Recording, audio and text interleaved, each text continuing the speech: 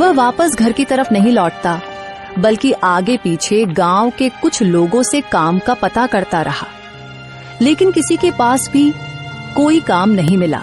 अपने गांव में तो मुझे कोई भी काम नहीं मिल रहा और बाहर किसी दूर के गांव में मैं काम नहीं कर सकता।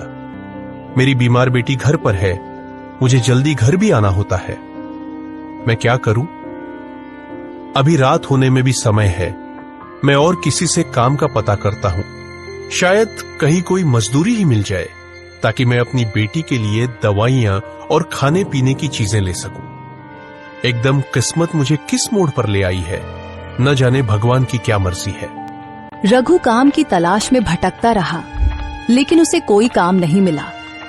वह रात को मायूस होकर घर की तरफ लौटा। घर पहुंचते ही उसकी बेटी ने पूछा, पिताजी क्या हुआ, आपको कोई काम मिला या नहीं? नहीं बेटी, सुबह से शाम तक काम की तलाश करता रहा, लेकिन किसी ने भी काम नहीं दिया। लेकिन तुम चिंता मत करो, मैं कल फिर से काम का पता करूंगा। तुम बताओ, तुमने दवा खाई है या नहीं और तबीयत अब कैसी है? नहीं पिताजी, दवा तो सुबह ही खत्म हो गई थी। मुझे आपको बताने का याद नहीं रहा। ये क्या बोल रही हो बेटी? तुम्हें पता भी है तुम्हारी तबीयत कितनी खराब है। दवा के बिना तुम्हारा गुजारा नहीं है। फिर तुमने मुझे बताया क्यों नहीं? मैं जैसे ही पैसे करूं तुम्हारे लिए दवा लेकर आता हूं। आज तुमने ये गलती कर दी है, दोबारा ऐसा मत करना।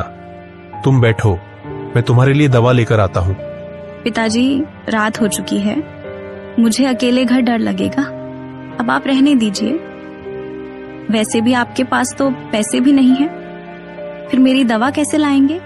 बेटी, तुम्हारी दवा के लिए मैं किसी से पैसे उधार ले लूंगा, लेकिन मैं तुम्हारी दवा जरूर लेकर आऊंगा। तुम थोड़ा इंतजार करो। नहीं पिताजी, आप रहने दीजिए, सुबह ले आएंगे।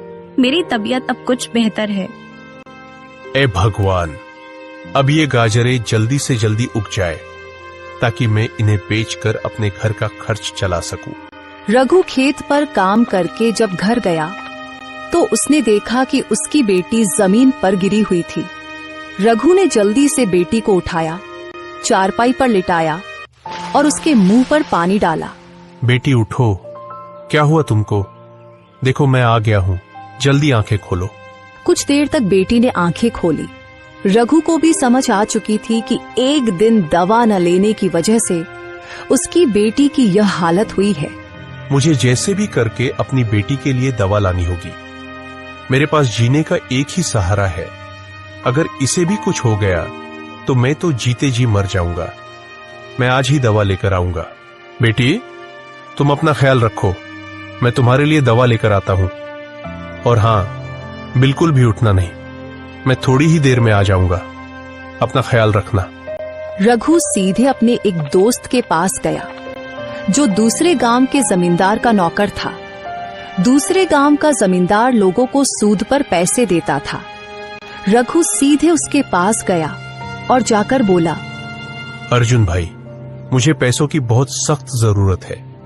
मेरी बेटी के लिए दवा लेनी है। मुझे अपने मालिक से कुछ रकम सूद पर उधार दिला दो। तुम्हारी बहुत मेहरबानी होगी। रघु, मैं तुम्हें पैसे तो दिला दूंगा, लेकिन मेरा मालिक बहुत खतरनाक आदमी है और वह सूद भी बहुत ज्यादा लेता है। अगर तुम समय पर पैसे नहीं दे सके तो वह तुम्हारे साथ अच्छा व्यवहार नहीं करेगा, बल्कि तुम्हारा खेत रख लेगा। अच्छी तरह सोच समझ लो। अगर तुम वादा करो कि समय पर पैसे लौटा दोगे तो मैं तुम्हें कम सूद पर रकम दिला दूंगा, लेकिन फिर समय पर पैसे चुकाने होंगे। अर्जुन भाई, मैं समय पर रकम अदा कर दूंगा। मुझे बस 3 महीने का समय चाहिए। मैंने अपने खेत में गाजरें लगा दी है। जैसे ही वे उगेंगी मैं सारी गाजरें बेचकर पैसे लौटा दूंगा।